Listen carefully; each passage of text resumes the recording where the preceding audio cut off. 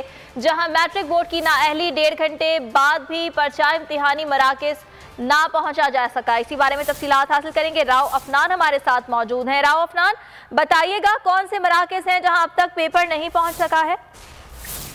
जी बिल्कुल, 10वीं जमात की फिजिक्स का पर्चा आज सुबह 9:30 बजे स्टार्ट होना था। 1.5 घंटा गुजरने के बावजूद जो है वो इम्तिहानी मराकज के अंदर ताहाल पर्चा नहीं पहुंच सका, जिसके अंदर लांडी के स्कूल है, कुरंगी के स्कूल है, गार्डन वेस्ट है, लियारी है, माड़ीपुर है, बल्दिया, किमाड़ी, बेशतर इलाके ऐसे हैं जहां पर जो है वो ताहाल पर्चा नहीं पहुंच सका। और उसी के साथ साथ नकल माफिया भी तेज निकली है।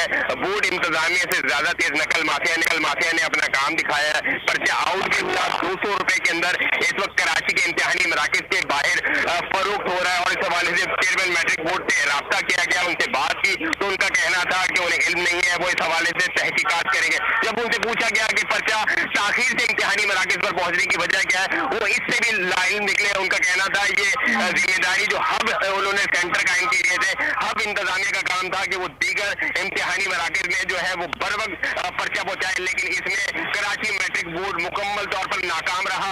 1.5 घंटा गुजर चुका है, ताहल इम्तिहानी मराकज में पर्चा नहीं पहुंचा।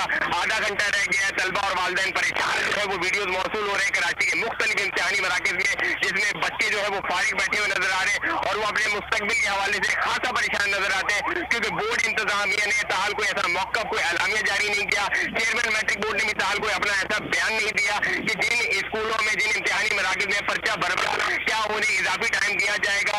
इस हवाले से तलबा और वालिदैन खासा परेशान नजर आते हैं। और इस वक्त कराची के अंदर नकल माफिया अपना ठीक है, बोर्ड इंतजामिया की नाअहली कराची में खुलकर सामने आ गई है। राव अफनान, बहुत शुक्रिया आपका।